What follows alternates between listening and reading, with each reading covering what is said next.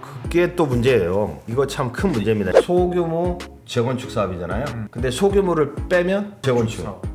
거기에 적용되는 대부분의 규제가 그대로 적용된다는 거죠. 노빌라가 30년 이상 됐다 하면 살 수가 없어요. 뭐 여름에 덥고 겨울에 위풍이 심하고 춥고 배관이 썩어서 새는데 보수도 안 돼요.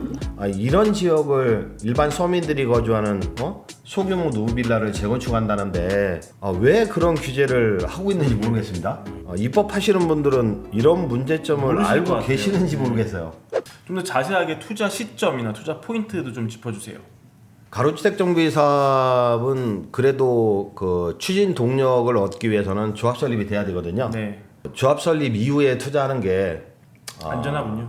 좀 덜 먹어도. 그렇죠. 좀 피를 주고 사더라도 조합 설립 이후에 투자하는 게 개인적으로는 바람직하다고 보고. 그 아파트 이후에는 더 오르니까. 그렇죠. 네.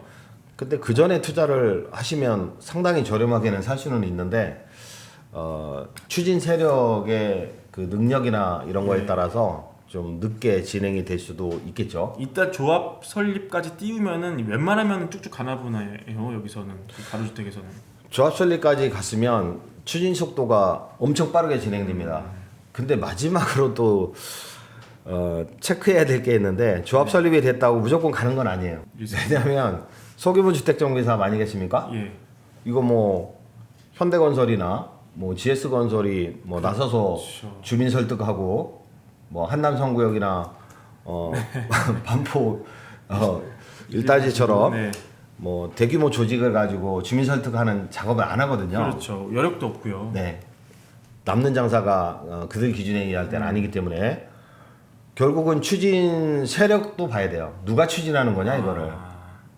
그러니까 뭐 일반 분양물이 30개가 안 넘는구나. 그러면 조합 설립이 됐구나. 그러면 2년 안에 철거하고 착공 들어가겠구나. 예. 더 나가서 살펴봐야 될 게 추진 세력입니다. 추진 세력.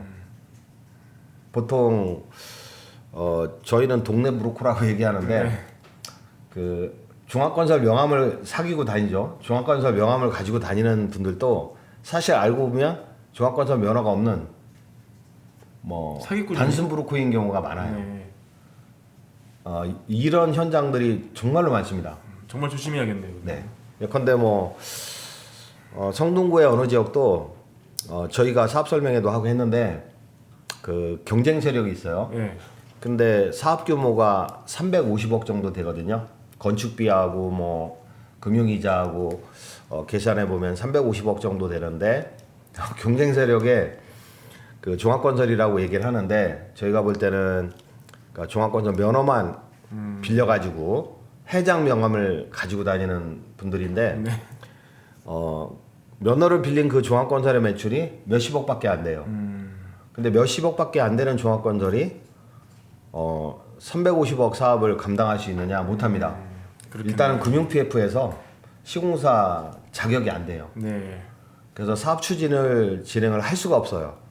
근데 그 사람들을 내쫓고 제대로 된 업체가 달려들어서 사업을 추진해야 되는데 그 사람들이 그 순순히 나가진 않겠죠. 그리고 그 추진하는 임원들이 그쪽 업체에 딱 달라붙는 경우가 많아요. 네. 그러면 그 능력이 안 되는 분들이 뭐 해방을 놓는 꼴인데 그렇다면 추진 속도가 상당히 늦어질 수 있고요. 네. 또 뭐 올바른 생각을 가지신 분들이 비대위도 구성하고 서로 다툼이 일어날 수도 있거든요. 늦어질 수 있군요. 그래서 그 능력 있는 건설사나 PM사가 추진 주체인지 이것도 살펴봐야 할 필요가 있습니다. 확정 지분제로 사업 진행하는 것이 좋겠다 이런 말씀도 사전 인터뷰에서 하셨는데 그렇죠. 어떤 의미입니까? 이건? 그러니까 내가 뭐 노빌라 15평을 가지고 있는데 확정적으로 뭐 서울의 주요 지역은 추가 부담금이 없는 지역도 있고 있는 지역도 있거든요. 추가 부담금이 없는 지역은 보통 저 주관적으로 생각하면은 서울 지역이다. 근데 부장가 상한제 적용 대상이 아니다. 그게 일반 분양분 30세대 미만이잖아요. 근데 일반 분양분이 뭐 29세 나오고 28세대 나오고 그렇다면은 추가 부담금이 없는 경우가 많습니다. 근데 일반 분양분이 뭐 50개, 70개다. 그러면 부장가 상한제로 뭐 30% 할인돼서 부장하고 수익표를 짜다 보면은 그 적자 사업에 대해서 주민들이 추가 부담금을 부담해야 되는 경우도 네. 있거든요. 그래서 추가 부담금이 없는 지역이다. 그러면 확정적으로 내가 조합원이 됐을 때 뭐 25평 몇 호를 받는지 그걸 확정을 직후 사업을 진행하는 거죠. 설사 뭐 요즘처럼 뭐 철근값이 뭐 2배 올랐다, 네. 시공비가 올랐다, 이슈더라고요. 사업비가 늘어났다 하면서 나중에 조합원들한테 추가 부담금을 물리는 경우가 많거든요. 일반 대규모 재개발 네. 같은 경우도. 근데 더 이상 추가 부담금을 물리지 않겠다. 그리고 확정적으로 25평을 주겠다. 이런 사업 방식이 그 확정 지분제거든요. 그리고 추가 부담금이 있는 지역이라 하더라도 뭐 내가 15평짜리 집을 가지고 있는데 뭐 추가 부담금이 뭐 가령 1억 4천이다. 네. 그럼 1억 4천 이상은 더 이상 뭐 돈을 내는 경우가 없이 확정적으로 그 1억 4천만으로 25평을 갈 수 있는 그러한 그 계약을 체결하는 것이 확정 지분제거든요. 이런 확정 지분제로 사업하는 현장, 그런 현장이 좀 안정적인 알겠습니다. 현장이 되지 않을까 네. 그렇게 생각을 합니다. 강남에서 가로주택 사업, 뭐 소규모 재건축 사업을 한다면 당연히 좋겠지만 다 이제 그런 곳을 살 수는 없고요. 지역은 어느 쪽에서 사는 게 좋을까요?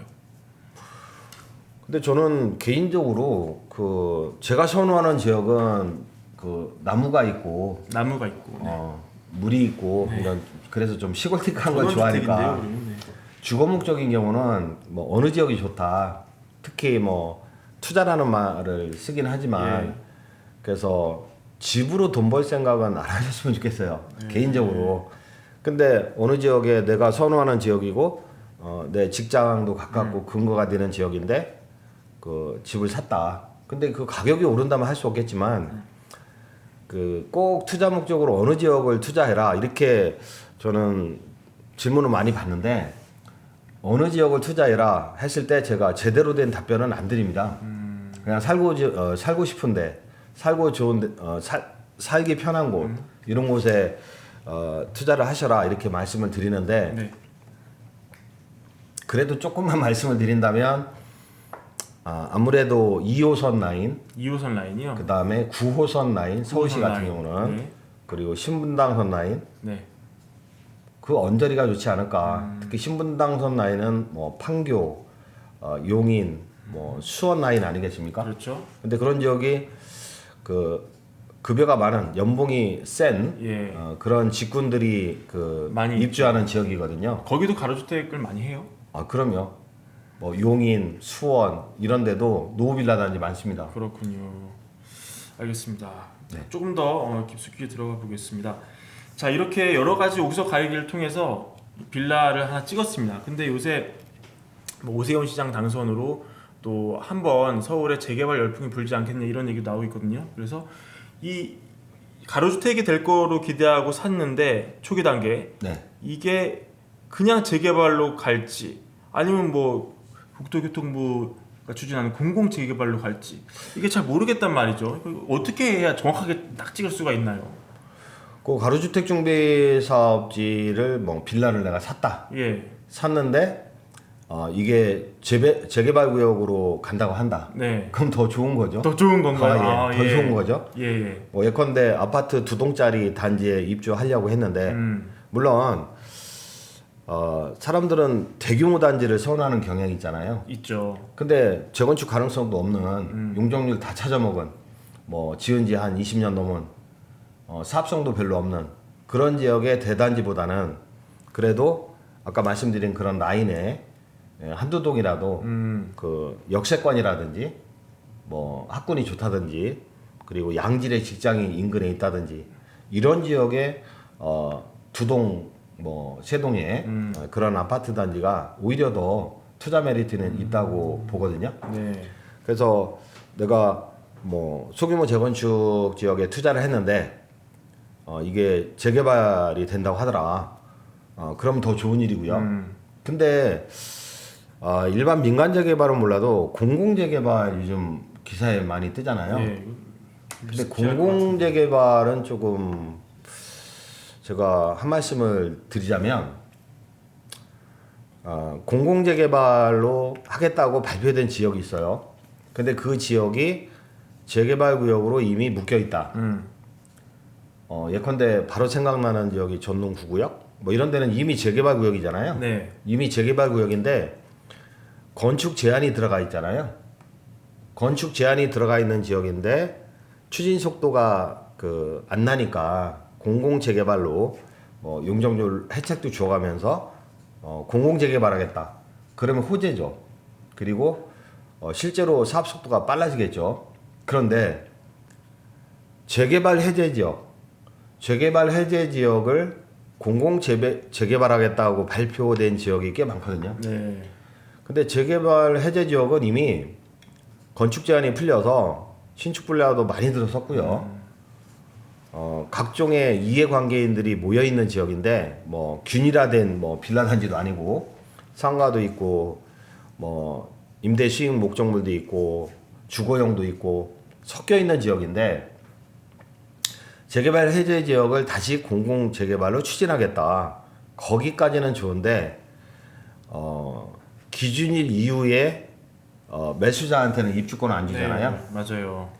그게 문제인데 보통 저희가 소규모 주택정비 사업을 추진할 때도 반대자들이 많아요. 의외로 소규모 주택정비 사업을 추진할 때 반대자들이 의외로 많은데 그런 분들은 프리미엄을 주고 매입을 하거든요. 아까 말씀하셨다시피. 프리미엄을 주고 매입을 하게 되면 찬성자로 가득 채울 수 있잖아요. 예.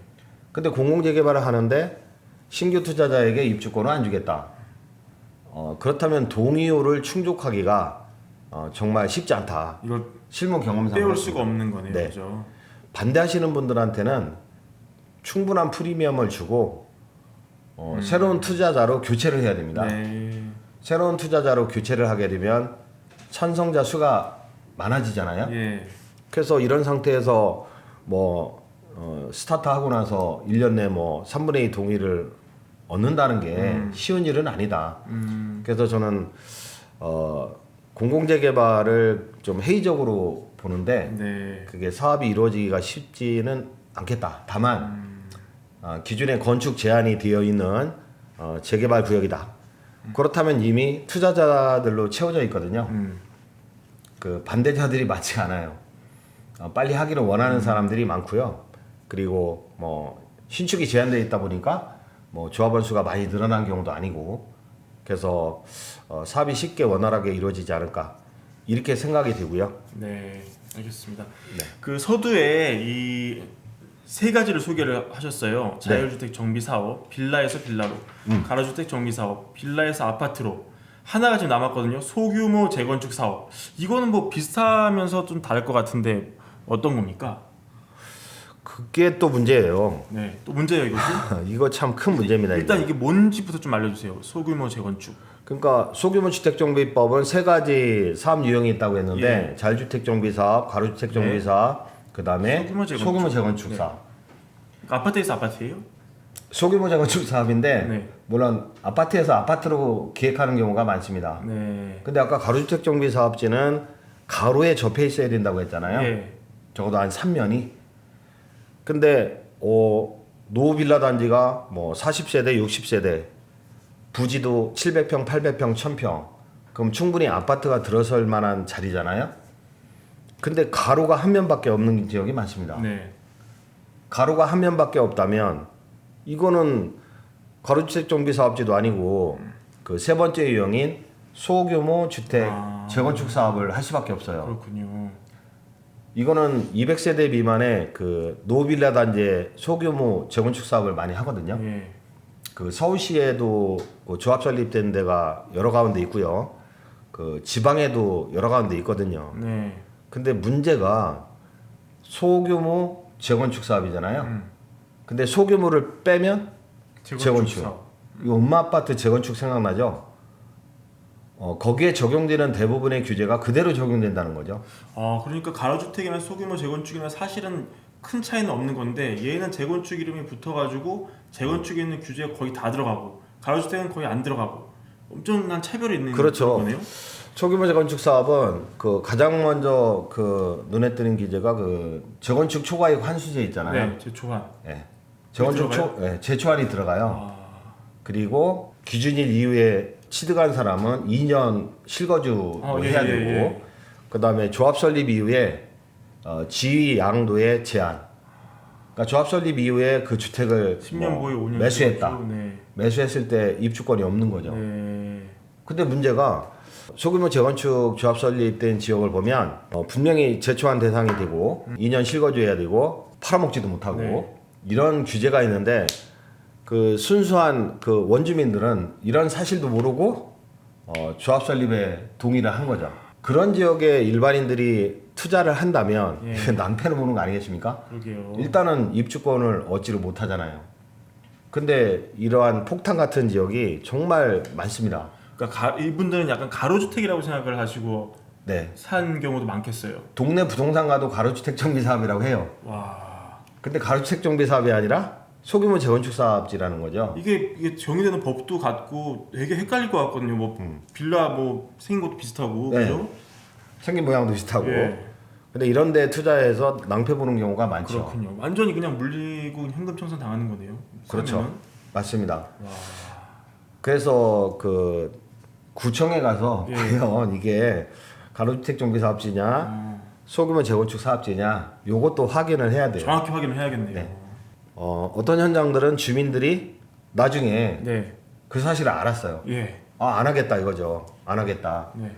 그래서 뭐 비대위 결성해서 그 조합 설립 철회해달라고 그 요구하기도 하고 서로 싸우는 현장들도 꽤 있고 그 사실 자체를 조합 설립된 지 한참 됐는데도 일반 주민들이 모르는 그런 형태도 있고 그래서 뭐 제멋대로인 현장들이 많기 때문에 우리가 뭐 그 일반 유튜브를 제가 잘 보진 않는데 제가 책을 써도 남의 책을 안 보고 유튜브를 찍어도 남의 거를 본 적은 거의 없는데 들어보면은 전에 들어보면 이런 위험한 내용들을 뭐 설명도 안 하고 어느 지역을 추천하고 중개하고 이런 형태의 그 사설 유튜브들이 많은 것 같아요. 그게 좀 안타깝습니다. 그러니까 꼭 유념해야 될 거는 가로주택과 소규모 재건축은 완전히 다르다. 그렇죠. 가로주택 옷을 입은 소규모 재건축을 조심해야 된다 이거네요. 그렇죠? 그렇죠. 네. 근데 참 입법론적으로 아니 그 투기물 노후빌라가 같은데, 30년 이상 되잖아요.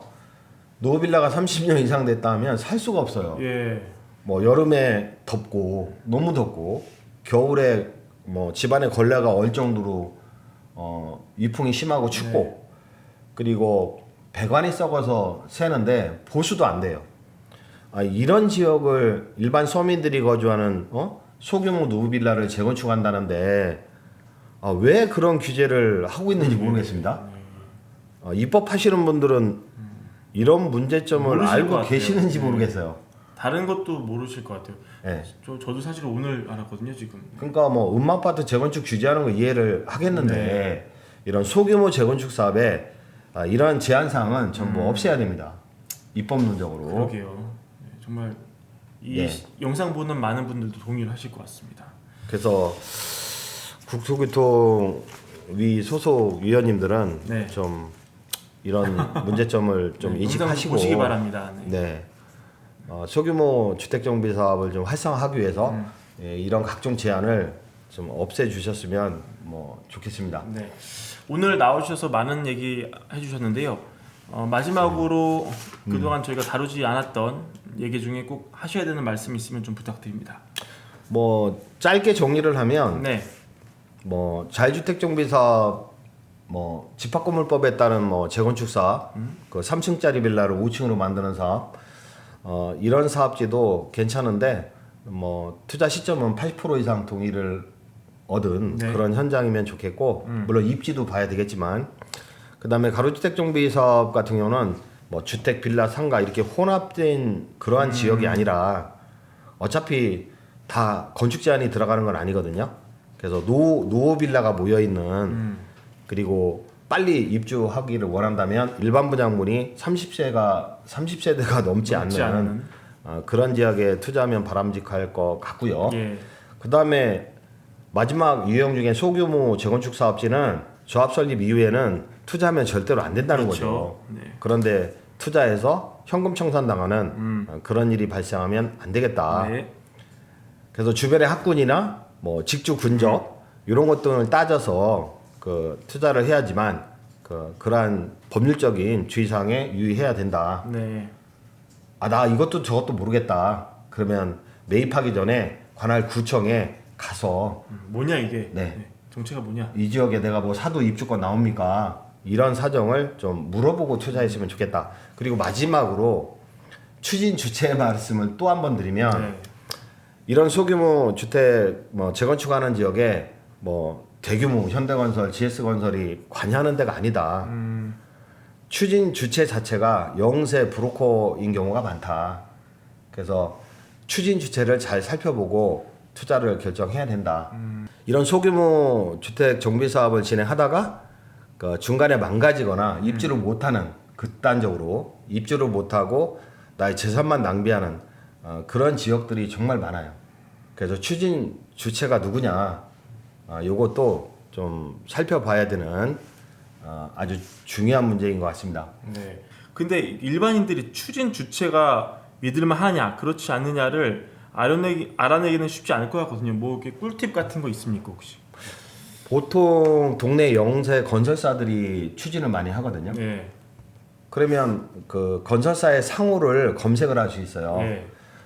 건설업 협회 그 상호를 넣으면 네. 그 현황이 나오거든요. 이게 종합건설 면허가 있는지 그리고 재무 상태는 어떤지 쉽게 알 수 있거든요. 근데 건설업 협회에 그걸 검색해 봐야 되겠다 이런 생각을 또 일반인들은 못 하잖아요. 그렇죠. 그래서 검색을 통해서 알아보기도 하고 네. 그리고 사업 규모가 만약에 얼마 되냐 300억이다 사업 규모가 그러면 300억이 넘는 업체인지 매출이 네 그런 업체인지 그 정도는 살펴봐야 되는데 제가 알고 있는 많은 현장이 아예 종합건설 면허도 없고 뭐 도시 정비 면허도 없고 일반 브로커인 현장들이 많습니다. 안타까운 현장들이 많거든요. 그런 것도 좀 살펴봐야 되지 않을까 알겠습니다. 그렇게 생각이 듭니다. 예, 시청자 여러분 오늘 민 대표님 모시고 정말 좋은 얘기 많이 나눠봤습니다. 빌라를 사서 아파트로 변신한다. 굉장히 그 꿈에 부풀 수 있는 그런 좋은 투자처인데 이게 잘 투자를 하면은 진짜 그 드림 컴트루가 될 수 있고 그렇지 않으면은 돈이 완전히 물리는 그런 악몽을 꿀 수도 있을 것 같습니다. 이런 거 유념하셔서 투자하셨으면 좋겠고요. 저희는 또 다음에 또 좋은 기회 때 한 번 더 모셔서 말씀 들어보도록 하겠습니다. 오늘 영상은 이것으로 마무리하겠습니다. 감사합니다. 네, 감사합니다. 주택 마련 주식 대박 매불이 하나면 오케이입니다. 매불이 구독 누르시면 부자 됩니다. 좋아요 누르시면 더 부자 됩니다.